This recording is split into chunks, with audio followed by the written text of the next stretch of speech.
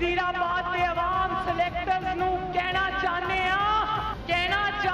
कि हुनर आम है, जरा कहो हुनर आम है, कोई कसर नहीं रह गई। मैं भी सिलेक्टर्स नू कहना चाहनी हाँ, चलो ताडे कोलों बहुत वड्डी गलती हो गई, चलो जाओ माफ कीता, हुण ये गलती फेर कदी ना करिया जे। चलो तुसी 22 करोड़ आवाम नू रोल दिता, लेकिन मुल्क रुल गया, मुल्क ख्वार हो गया। लेकिन सिलेक्टर्स, मेरे प्यारे सिलेक्टर्स, अब ये काम ना करना पाकिस्तान के साथ। बिस्मिल्लाहिर्रहमानिर्रहीम, अस्सलाम वालेकुम। सेलेक्टर्स से मेरे प्यारे सेलेक्टर्स तक का सफ़र मरियम नवाज साहिबा ने हंसते खेलते पूरा कर लिया है। थोड़ा सा पहले मैं अगर आपको लेके जाऊं तो पीडीएम पाकिस्तान डेमोक्रेटिक मूवमेंट जो है वक्तन फवक्तन हमें ये बताती चली आई है कि किस तरीके से जो मौजूदा हुकूमत है वो इलेक्ट नहीं सेलेक्ट होकर आई है। मौलाना फजलुर रहमान फिर हम देखते हैं कि वो कुछ ही अरसे के बाद सेलेक्टर्स को अपना कहते हुए दिखाई देते हैं। फिर हमने देखा कि मरियम नवाज साहिबा भी सेलेक्टर्स पर खूब गरजती हैं, बरसती हैं, लेकिन कुछ ही अरसे के बाद तमाम तर मुल्क में जो गलत हो रहा है उसका तमाम तर जिम्मेदारी इमरान खान साहब पर डालती हैं, मौजूदा हुकूमत पर डालती हैं। मुल्क के अंदर कोई भी मसला हो, मरियम नवाज साहिबा ने सिलेक्टेड को आड़े हाथों लिया, और हम देख रहे हैं कि कल की जो रैली है उसमें उन्होंने खुद ही अदालत लगाई, खुद ही उन्होंने दलाइल दिए और खुद ही फैसला सुना दिया। इंटरेस्टिंगली फैसला क्या था कि जाओ, हमने आपको माफ़ किया। ये है मौजूदा सूरत हाल इस वक्त की करंट पॉलिटिकल सिचुएशन की। आज के मेहमान आपके सामने रखूंगी और फिर हम डेफिनेटली डिस्कशन का आगाज़ करेंगे। आज मुझे ज्वाइन कर रहे हैं जी वेरी ऑनरेबल नदीम कुरैशी साहब, पाकिस्तान तहरीक इंसाफ को रिप्रेजेंट कर रहे हैं, सिटिंग एमपी हैं और तर्जुमान है पंजाब हुकूमत के। अस्सलाम वालेकुम, खुश आमदीद। अब से थोड़ी देर में हमें ज्वाइन कर लेंगे जी सेनेटर गौस न्याजी साहब, पीएमएलएन को रिप्रेजेंट कर रहे हैं, सिटिंग सेनेटर हैं। अब से थोड़ी देर में हमें ज्वाइन कर लेंगे जी आज़िज़ ढामरा साहब, पाकिस्तान पीपल्स पार्टी को रिप्रेजेंट कर रहे हैं। तीनों मेहमानों को मैं खुश आमदीद कहूँगी। एज़ पर प्रोटोकॉल हम स्टार्ट कर लेते हैं जी नदीम कुरैशी साहब से। नदीम कुरैशी साहब, बहुत बहुत शुक्रिया सर बहुत शुक्रिया ज्वाइन करने के लिए। आज़िज़ ढामरा साहब ने भी हमें ज्वाइन कर लिया पाकिस्तान पीपल्स पार्टी से। आज़िज़ भाई, आपसे आगाज़ कर लेते हैं। ये लग रहा है कि पीडीएम ने थोड़ा थोड़ा अपना नैरेटिव बदल लिया है। मरियम साहिबा की अगर आपने कल की तकरीर रैली में सुनी तो सेलेक्टर्स से मेरे सेलेक्टर्स तक का सफ़र, और साथ ही साथ ये कहना कि जाओ हमने तुम्हें माफ़ किया, क्या किसी बड़े चेंज की तरफ इंडिकेट कर रहा है? पाकिस्तान पीपल्स पार्टी क्या समझती है? नहीं जी दिनेश, देखें पीडीएम एक इत्तेहाद है और उसमें तमाम पॉलिटिकल पार्टीज जब इजलास करती हैं तो एक कंबाइंड प्रेस रिलीज जारी होती है। अच्छा। कल मरियम साहबा की एक इंतखाबी जलसे से खिताब था। जाहिर है पीडीएम होने के साथ साथ हम पॉलिटिकल पार्टीज में हैं और अपनी एक पॉलिसी बयान भी हमारा जरूरी होता है। ठीक है। तो पॉलिटिकल पार्टीज को इसमें मर्ज नहीं हुई है और खत्म नहीं हुई है उनकी पोजीशन इंडिविजुअली, वो उनकी बरकरार है और इलेक्शन इंतखाब में जारी है वो एक्टिव है, वहाँ पे जलसे भी कर रही हैं। तो उनकी अपनी एक तकरीर थी और स्टेटमेंट थी। बाकी पीडीएम जो है अपनी जगह पे बिल्कुल। और मैं आपको ये भी बताता चलूं कि ये जो भी सिनेरियो है अभी पाकिस्तान के अंदर, खासतौर पर सेनेट के हवाले से, तो पीडीएम मुतहद और पीटीआई मुंतशिर नजर आ रही है आपको। अच्छा जी, तो मुझे ये बता दीजिए आजिज़ भाई कि ये तो आज आपने कोई अच्छी रिवायत नहीं डाली कि इलेक्शन डे है आज, डेफिनेटली सब अपने हलकों में, आप भी अपने हलके पर है, इसीलिए हमें आपको टेलीफोन लाइन के जरिए लेना पड़ रहा है। इलेक्शन डे पर आपने हलीम आदिल शेख साहब को गिरफ्तार करवा दिया। ज़ाब्ता अखलाक की तो खिलाफ वर्जियाँ होती रहती हैं, इतना क्या हो गया कि आपने आज ही के दिन, जिस दिन इलेक्शन था, उनको धर लिया? बिनिश, मेरे ख्याल में आप वो फोटो देख चुकी होंगी और न सिर्फ इलेक्ट्रॉनिक मीडिया में बल्कि पाकिस्तान के सारे अवाम ने हजारों कैमरा में महफूज वो फुटेजेस देखे हैं। और आज ये जो पीटीआई है वो दो किस्म की पीटीआई अब सामने आपके सामने आ चुकी है, एक उधारी पीटीआई और एक नजरियाती पीटीआई।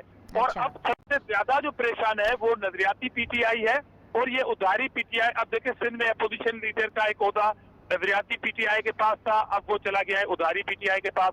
तो आज जिस तरह फायरिंग की गई है और ये सिंध गवर्नमेंट ने एक्शन नहीं लिया, ये election commission of Pakistan election commission ने लिया है और उन्होंने कहा कि इलेक्शन शेड्यूल को डिस्टर्ब करने वाला बंदा, और ये आज नहीं हुआ विनिश, इस शख्स का ट्रैक रिकॉर्ड आप उठाएं कि ज़िमनी इंतखाब घोटकी में जब होगा तो इस बंदे की यही रेपुटेशन रही है और उस टाइम भी उनको हल्के से बाहर निकाल दिया गया था।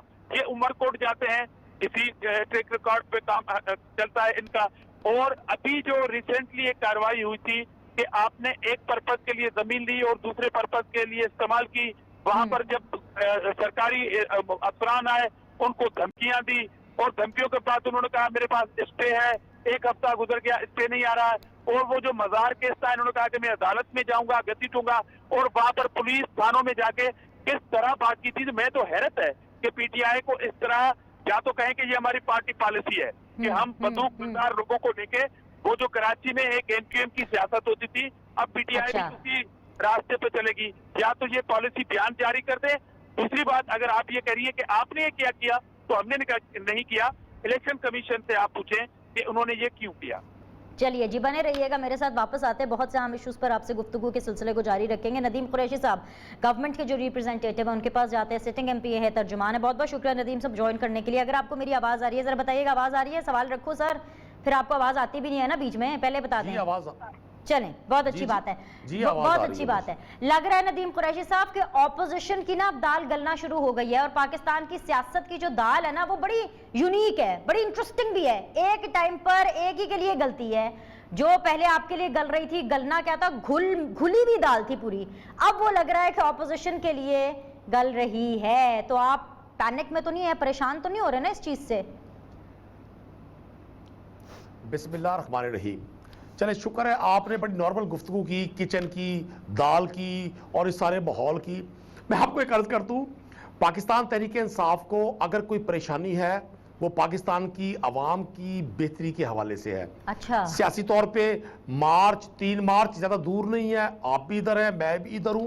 आप देखेंगे कि पीपल्स पार्टी और पीएमएलएन के वोटर्स क्या बिहेव करते हैं। वो वोटर्स जो अरकान असेंबली हैं, आपको वो रिजल्ट नजर आ जाएगा। और मरियम साहबा ने कल यू टर्न लिया है, उसने एक बार फिर साबित कर दिया है कि इस बार फिर पीएमएलएन वही करेगी पीपल्स पार्टी के साथ जो पिछले 30 साल के इत्तेहाद में, इख्तलाफ में हमेशा करती रही, जिसके बारे में खुर्शीद शाह ने कहा कि फंसे होते हैं तो पांव पड़ते हैं और जब ताकत में होते हैं तो गर्दन पकड़ते हैं।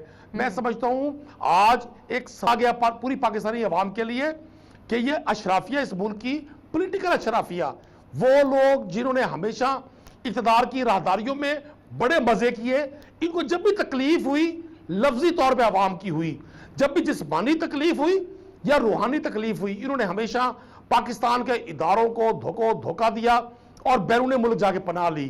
आज जब मरियम को कोई उनकी सर्जरी, ये उठरन यही है कि अब ये ख्वाहिशमंद हैं कि ये किसी भी तरह अब्बा हुजूर की खिदमत में पेश हों और वहां से बैठ के ये सारे इस माहौल को लीड करें। ये वो यू टर्न है, ये बनना चाहते हैं नेल्सन मंडेला, लेकिन इनका बिहेव हमेशा नवाज शरीफ की उसी रिवायती अंदाज की तरह से होता है जो 12 अक्टूबर 1999 के हुआ था। मैं समझता हूं इन्होंने पाकिस्तान के अवाम के ये जो 6-7 माह जाया किए और कोविड की वो वबा जो पाकिस्तान में खत्म होने जा रही थी, जिसको उन्होंने दोबारा फिर पाकिस्तान में इंजेक्ट किया, गैदरिंग्स करके, मार्चेस करके, रैलियां करके। अब इनके गुब्बारे से ना सिर्फ हवा निकलने वाली है बल्कि इनकी ये हांडी, लोग तो कहते हैं सांझ की हांडी, मैं कहता हूं ये पाप की हांडी है। ये पाकिस्तान के उन लोगों की हांडी है जिन्होंने पाकिस्तान में इक़्तिदार में बेपनाह वसाइल बनाए, पाकिस्तान के वसाइल को बैरून मुल्क मुंतकिल किया, पाकिस्तान के गरीबी लोगों को ज्यादा गरीब किया, पाकिस्तान के मजदूर की बात की, मजदूर के हक में डाका डाला, पाकिस्तान के लाचार मरीज की बात की, उनके तमाम वसाइल को जाती मकासद के लिए इस्तेमाल किया। देखना तो यह है कि यूसुफ रजा गिलानी को इस्लामाबाद के इस बैटल फील्ड में, इस सेनेट के इलेक्शन में फेंकने वाले लोगों का अंजाम क्या होगा। अच्छा, हमने देखना अब ये है कुरैशी साहब कि ये सारी बातें आप कर रहे हैं, मतलब मुझे बड़ा मजा आ रहा है आपके मुंह से बातें सुन के। मतलब मैं चाहती थी कि आप इसको बिल्कुल जारी रखें। गौस साहब हैं हमारे साथ, नून लीग की रिप्रेजेंटेशन है। जी मैं बोल रहा हूँ। गौस साहब अस्सलाम वालेकुम, बहुत बहुत शुक्रिया सर कि आपने हमें इस डिस्कशन में शामिल किया। कल मरियम बीबी ने बड़ा मशहूर नारा लगाया, ट्रेंड कर रहा था, नंबर 4 पे था कि विच्चो विच्चो खाई जाओ, उत्तो रौला पाई जाओ। लेकिन अनफॉर्चुनेटली मुझे ये लग रहा है कि ये नारा आप पर सूट करता है। विच्चो विच्चो हाथ मिलाए जाओ, उत्तो उत्तो रौला पाई जाओ। ऐसी सूरत हाल तो नहीं है आपकी पार्टी के लिए सर? देखो, हम दो बातें आपने कही हैं। एक कहा कि तो खाई जाओ ते ना, तो रोला पाई जो खाई जाओ, और दूसरी बात कही कि विच हाथ में लाई जाओ। देखो, ऐसी हाथ तो हम बिल्कुल, चाहे एस्टेब्लिशमेंट हो, चाहे सियासी पार्टियां हो, हम तो मुल्क की खातिर कुछ भी करने को तैयार हैं, अपनी जान भी देने को तैयार हैं।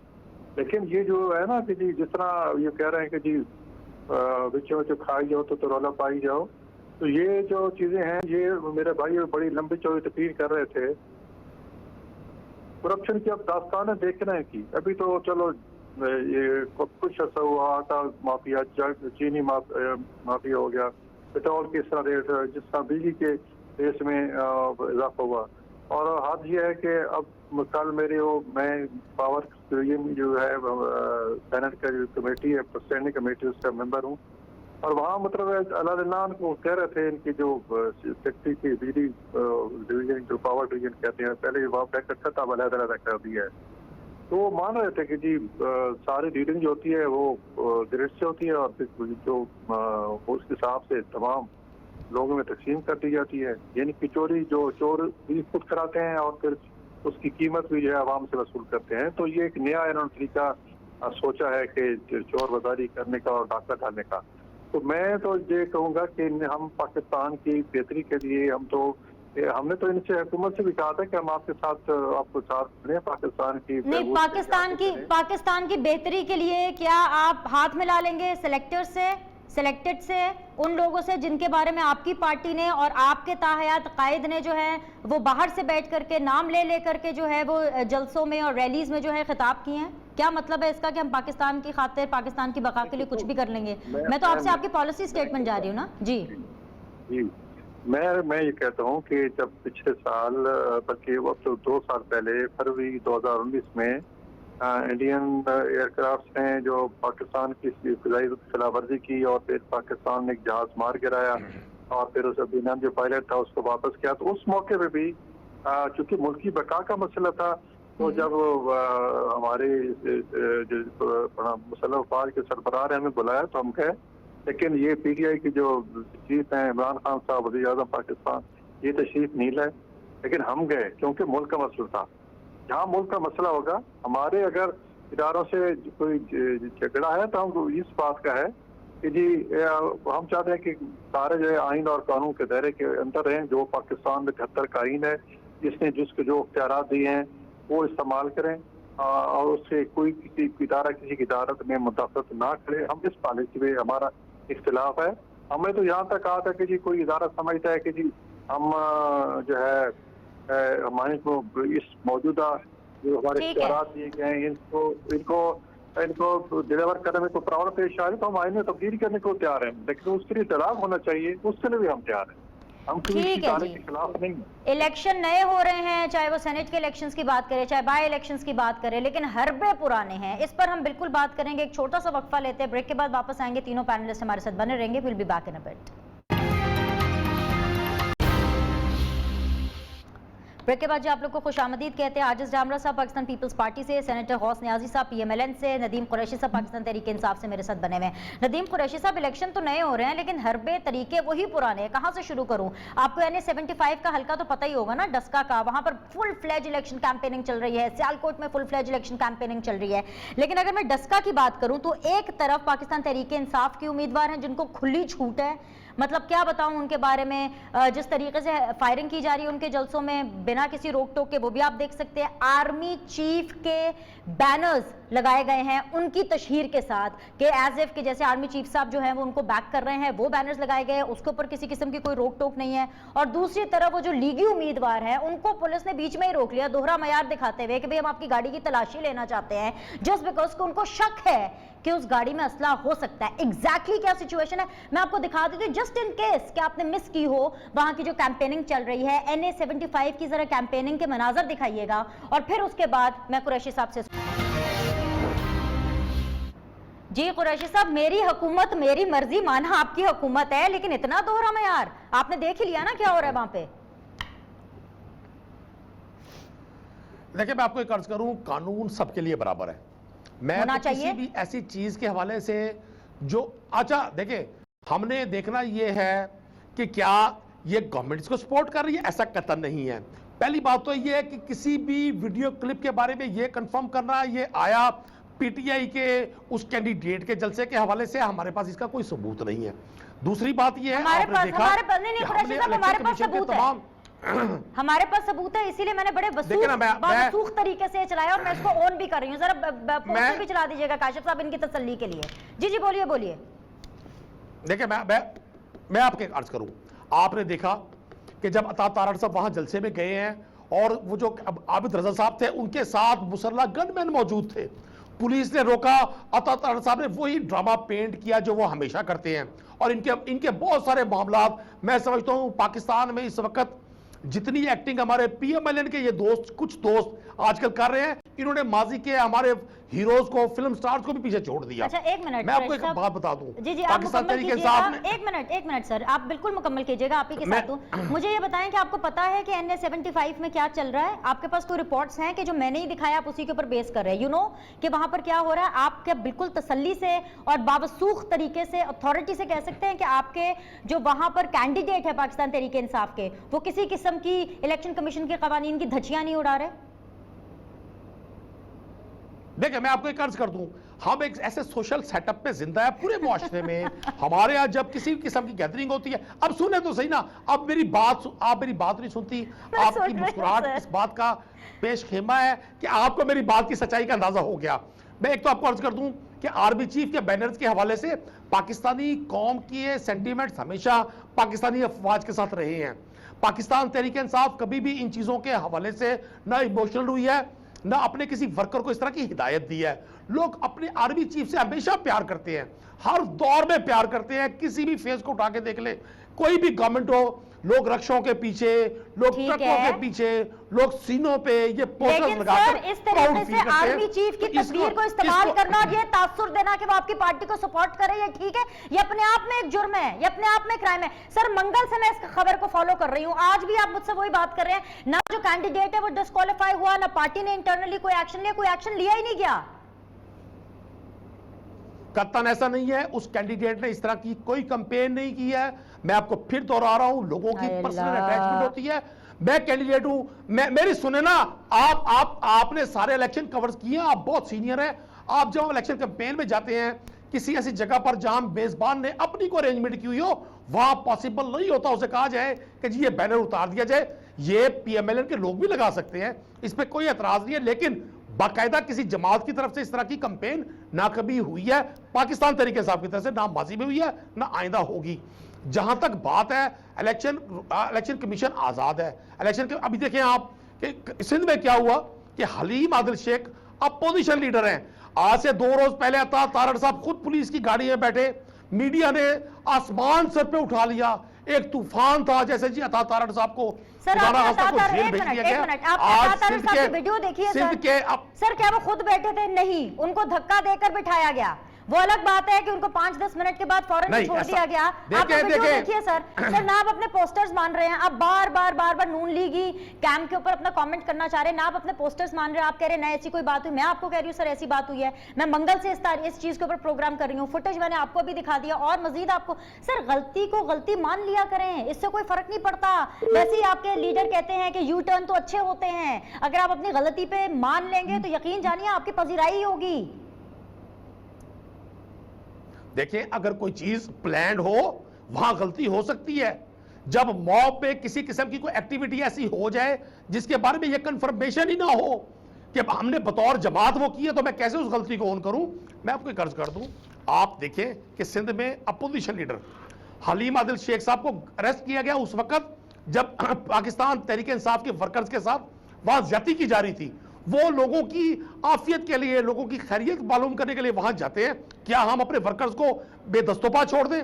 आप उस चीज को मैच कर रही हैं डस्का के साथ। मुझे तो समझ नहीं आ रही। नहीं मैच नहीं कर रही सर। डस्का की बात करूं, NA-75 की बात करूं तो वहां अभी आपने फरमाया कि जी इलेक्शन कमीशन जो है वो जाग रही है, वो इंडिपेंडेंट जता रहा है। वो सिंध की बात हो रही है तो वहां पे इलेक्शन कमीशन नहीं है, वहां पर आप आजिज डामरा साहब की बात नहीं मान रहे। चले मेरे साथ बने रहिएगा, मुझे नून लीग के पास जाना है, मैं 1-on-1 नहीं शो करना चाहती, वापस आऊंगी आपके पास। गौस साहब मैं आपसे जानना चाहूंगी, आपके जो जॉइंट कैंडिडेट है यूसुफ रजा गिलानी साहब, who is actually considered to be a dark horse also, क्योंकि कहा यह जा रहा है कि एक टफ फाइट पुट अप करेंगे। एंड यू नेवर नो कि कामयाबी मिल सकती है, मगर उस पर एतराज दाखिल करा दिया गया है पाकिस्तान तहरीक इंसाफ की तरफ से कि बिल्कुल अनपॉपुलर हैं, जेल भुगत चुके हैं, सुप्रीम कोर्ट ने उनको डिस्क्वालीफाई किया है, ये कैसे भाई सेनेट का हिस्सा या इलेक्शंस कंटेस्ट कर सकते हैं?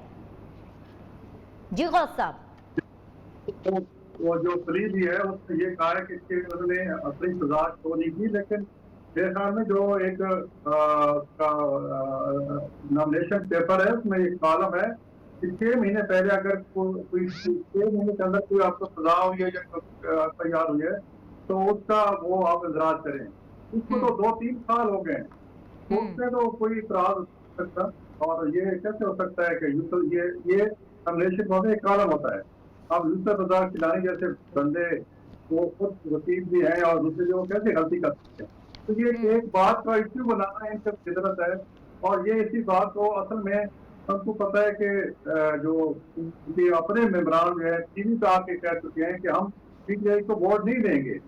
2 महीने तो मैंने खुद सुना है, वो तो अपने मेंबरान ही वोट नहीं देना चाहते, तो उससे खुद हमें ये पता है कि ये लोग जो है इनके लोग अपने नाराज हैं, 20-25-30 लोग वोट ही नहीं कास्ट करेंगे, वो नाराज हैं। तो जाहिर है हमारा एक इंशाल्लाह जीत जाएंगे, और जिस दिन वो जीत जाएंगे इंशाल्लाह इनके लिए वो हुकूमत के लिए और इनको शर्त आनी चाहिए कि इस किस्म के इल्जाम देखो मुकाबला करना है तो फिर मैदान में आके करो ना।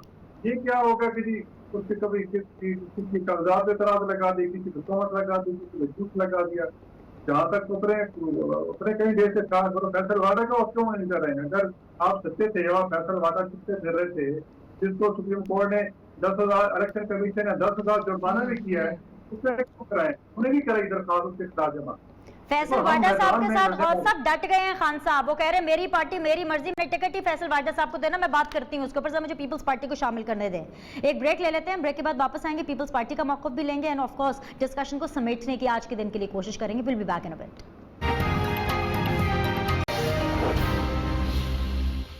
वेलकम बैक जी। आजिज डामरा साहब, मुबारकबाद दूं आपको कि आपके साथ आज ही हमें पता चला जी शमीम आफरीदी साहब, अमजद आफरीदी साहब ने आपको ज्वाइन कर लिया। दो कैंडिडेट्स का बड़ा धचका लगा है पाकिस्तान तहरीक इंसाफ को right before the senate elections. So मुबारकबाद कबूल कीजिए सर। देखिए मैं तो समझा था वो तो मुलाकात पुरानी हो गई थी। मैं समझा आज 2 सूबाई असेंबली की नशस्तें इंशाल्लाह पीपल्स पार्टी ऑफिशियली कुछ देर के बाद, कुछ लम्हों के बाद जो है वो अपनी जो सीटें थी वो विन करेंगी। और दूसरी बात ये थी कि अभी मेरे भाई साहब ने जो बातें की थी कि वो एक तरफ पंजाब में होने वाली इलेक्शन को कह रहे हैं कि जी कानून सबके लिए बराबर है, तो पंजाब में अगर आपके उम्मीदवार फायरिंग करते रहे कानून सबके लिए बराबर है, मगर सिंध में आपके जो अपोजिशन लीडर हैं जो उधारी पीटीआई से ताल्लुक रखते हैं वो अगर हल्ला गुल्ला करें, फायरिंग करें, गुंडागर्दी करें और इलेक्शन पोलिंग पे हमला आवर हो, उसके खिलाफ अगर इलेक्शन कमीशन कोई एक्शन उठाए तो आप कह रहे हैं वहां बड़ा जुल्म ज्यादती हो गई। ये डबल स्टैंडर्ड और टू फेस पॉलिसी जो है पीटीआई की अब ज्यादा देर चलेगी नहीं। मैं बार बार कह रहा हूं कि पीटीआई को जो खतरा है अपोजिशन से हो या ना हो, मगर सबसे ज्यादा जो झगड़ा है वो उधारी पीटीआई और नजरियाती पीटीआई के दरमियान चल रहा है। तो जो नजरियाती पीटीआई वो परेशान उधारी पीटीआई की वजह से, इसलिए ये सारी चीजों को अब ये फेस कर रहे हैं। इनको बात करने के लिए कोई दलील साथ नहीं दे रही, इनकी हालत जो है वो ज़ार है, वो हंसने जैसी है। और ये टीवी टॉक शो पे उठने के बाद अपनी सर्कल में बैठते हुए भी कतराते हैं कि हम क्या बात करके आए और हो कुछ क्या रहा है। देखिए सारे मामले में अगर कोई परेशानी हो रही है तो खुद पीटीआई है, इसलिए कि ये सारी जो अमेंडमेंट लेके आ रहे थे, Imran Ahmed Niazi selected prime minister अपने दोस्तों को नवाजने के लिए ये सारी चीज कर रहे थे, मगर वो बात हो नहीं रही। मतलब हर जगह हर सूबे में आपको अपने अनाउंस किए हुए कैंडिडेट वापस लेने पड़ रहे हैं। तो मेरे भाईजान आप अपने घर की फिक्र करें, ये पीडीएम की फिक्र करना छोड़ दें। चलो मैं आपकी बात मान लेता हूं, कल ही पीडीएम बिखर जाती है, बिखरने दें, कल हम नाकाम हो जाएंगे, होने दें। मगर मैं तो आपको ये कह रहा हूं कि आप अवाम की फिक्र करें। और ये जो सारी टॉक शो में आप बातें करते हैं ना, ये वो बातें करते हैं जब आप अपोजिशन में थे। अभी भी ऐसा लगता है कि आप अपोजिशन में, तो 2.5 साल से कर क्या रहे हैं आप ये नहीं समझ रहे कि आप हुकूमत में, आप हुक्मरान हैं। मगर इशू ये है कि आप इसलिए कुछ कर नहीं पा रहे हैं क्योंकि प्राइम मिनिस्टर के इर्द गिर्द उधारी पीटीआई है और उसका गलबा है और आप कुछ कर नहीं पा रहे हैं। इसलिए आपको टॉक शो में आके पीडीएम पीडीएम पीडीएम की बात करनी है बस। नहीं सर, क्या नहीं कर पा रहे, ये आपका एक नजरिया है। जहां से मैं देख रही हूँ एक पॉइंट ऑफ व्यू ये भी तो है कि इमरान खान साहब को हर कुछ तो मिल रहा है जिसकी वो ख्वाहिश कर रहे हैं। अभी वो सीक्रेट बैलेट को ओपन करना चाह रहे थे तो मामला चल रहा है ना, देखें कल उसकी क्या नवीद आती है, कल पता चल जाएगा। आप ऐसे कैसे कह सकते हैं? ऑपोजिशन को उन्होंने पूरा दीवार से लगाया और आपके लिए जो चैलेंज है, प्लीज बड़ी माजरत के साथ ये आप तो बिल्कुल लुक डाउन ना कीजिए। यूसुफ रजा गिलानी साहब वाला मामला एतराज उठा लिया पीटीआई ने। सर तो देख लें, वो मुत्तहिदा जॉइंट कैंडिडेट है, टेस्ट केस आपके लिए है। अगर इन केस यूसुफ रजा गिलानी साहब के पेपर्स जो है, नॉमिनेशन पेपर्स एक्सेप्ट नहीं होते, स्क्रूटनी में पकड़े जाते हैं, या फॉर दैट मैटर अगर हार जाते हैं, तो पाकिस्तान पीपल्स पार्टी का बहुत कुछ लूज हो जाएगा स्टेक पर। बिल्कुल ऐसा नहीं हो। देखिए अच्छा। यूसुफ रजा गिलानी पीडीएम के मुत्तफिका उम्मीदवार हैं, ये हमारी कामयाबी है। पीटीआई उस पर एतराज कर रही है। अभी बड़ा आपने एक बैलेट क्वेश्चन रखा था कि चीफ ऑफ आर्मी साहब की तस्वीर लगी हुई हैं और ये रिपोर्ट हो चुकी हैं चीजें, मगर मेरे भाई अभी ये कह रहे हैं, मैंने कहा कि इनकी हालत जार है, उस पर अफसोस करें, हंसें या रोएं कि आप चीफ ऑफ आर्मी स्टाफ एक गवर्नमेंट सर्वेंट है, उसकी तस्वीर लगा के, और अगर आपके कैंडिडेट गैर कानूनी काम कर रहे हैं, फायरिंग कर रहे हैं, हल्ला गुल्ला कर रहे हैं, तो क्या चीफ ऑफ आर्मी स्टाफ की जो तस्वीर है उसकी आप जो है वो पूरे मुल्क में उसकी क्या पोजीशन करने जा रहे हैं? मैं तो आपके चैनल पे ये मुतालबा करूंगा कि DGISPR को फौरी तौर पे ये स्टेटमेंट देनी चाहिए कि या तो तस्वीरें हटा देनी चाहिए, अगर कोई मोहब्बत में भी लगाता है तो गैर कानूनी काम ना करें। एक तरफ आप गैर कानूनी काम करें और फिर आप आर्मी चीफ की तस्वीर लगाएं, ये बहुत बड़ी बात है। ये आप मामूली चीज नहीं है और उसको ये डिफेंड कर रहे हैं। मतलब इनकी हम क्या बात करें, तो यूसुफ रजा गिलानी साहब मुत्तफिका कैंडिडेट हो गए, ये हमारी कामयाबी। इलेक्शन में रिजल्ट क्या होती है, ये बात का मामला। ठीक है, ये बात का मामला। वक्त मिला मैं वापस आपके पास आऊंगी, जरा बने रहिएगा, सुन लीजिए पाकिस्तान तहरीक इंसाफ क्या कहती। कहां से शुरू करूं मैं इस दफा आपसे? कुरैशी साहब, मुझे पता है आपने इनके ऊपर जवाब जरूर देना है, लेकिन मेरी पार्टी मेरी मर्जी, मैं जिसको चाहे मर्जी टिकट दूं। फैसल वाडा साहब के पीछे चट्टान की तरह इमरान खान साहब खड़े हैं। He is not willing, criticism के बावजूद with in the party also, कि जी वो फैसल वाडा साहब का नाम विड्रॉ करे। और सबसे इंपॉर्टेंट चीज आज भी जो बड़ी खबर बनकर सामने आई वो ये थी कि फरज शहजादी साहिबा है, फेमसली उनको जाना जाता है फराह खान साहिबा के नाम से, और उनकी वजह शोहरत या मेरिट कह लूं नॉमिनेशन पेपर्स जमा कराने के लिए सेनेट के लिए वो ये है कि वो फर्स्ट लेडी की बेस्ट फ्रेंड हैं, और नॉमिनेशन पेपर्स उन्होंने सेनेट के लिए जमा कराए हैं as a covering candidate doctor Zarqa Suhrawardy साहब के। आपने अपने तर्जुमान की जस्टिफिकेशंस भी देखी होंगी ट्विटर के ऊपर, वो क्या दे रहे हैं कि आपने कवरिंग कैंडिडेट इतना तगड़ा लगा दिया है कि मुझे तो टेंशन हो रही है, डर पड़ गया कि डॉक्टर जरका साहिब अपने पेपर्स विड्रॉ ना कर लें। देखिए, मैं आपको एक अर्ज करूं, पहली बात तो कैंडिडेचर का फैसला जाहिर है पार्टी ने बहुत सारी चीज़ों को देकर करना होता है। आप समेत पूरे पाकिस्तान के वो लोग जिनको पाकिस्तान तहरीक इंसाफ की बहुत सारी चीज़ों पर एतराज़ है, मैं पर्सनल बात नहीं कर रहा, वो तो कहते हैं जी ये बड़ी यू टर्न लेने वाली पार्टी है।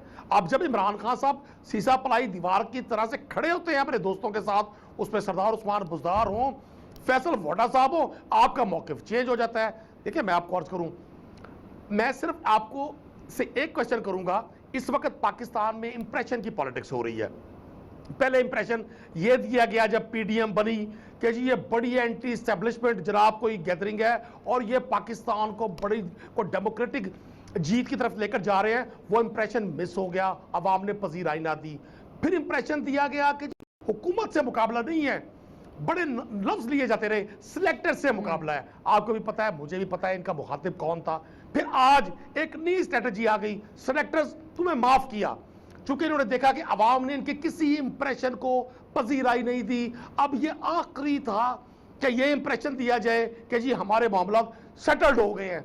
आप देखिएगा, बतौर एक नजूमी, तो मैं नहीं नजूमी हूं, मुल्तान के एक नजूमी ने पहली पेशन को ही किया है कि यूसुफ रजा गिलानी 2023 का इलेक्शन पीपल्स पार्टी के टिकट पर नहीं लड़ेंगे, चूंकि ये आखिरी चांस था।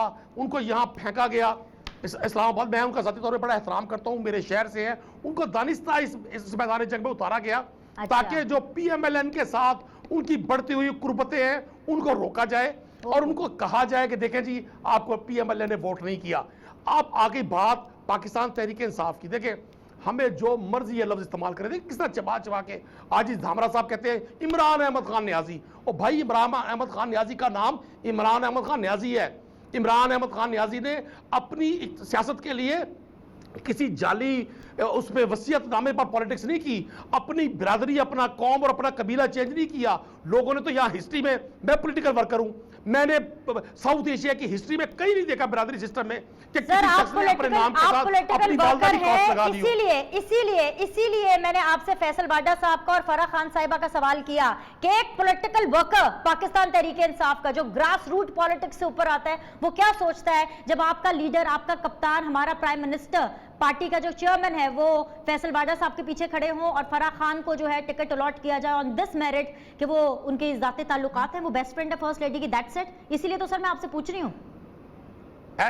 ऐसा देखिए ऐसा नहीं है, जरूरी नहीं है कि जो इंफॉर्मेशन आप तक पहुंचे वो 100% ठीक हो।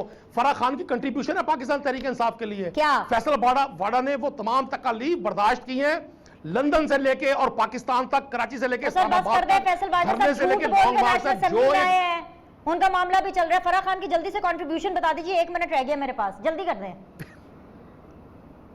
देखें, पाकिस्तान में इदारे मौजूद है, डिसीजन आपने और मैंने नहीं करना। अभी आप कहती है कि जी ग्रास रूट लेवल वर्कर की, अभी आप कह रहे हैं कि इमरान खान साहब के लिए नहीं करना।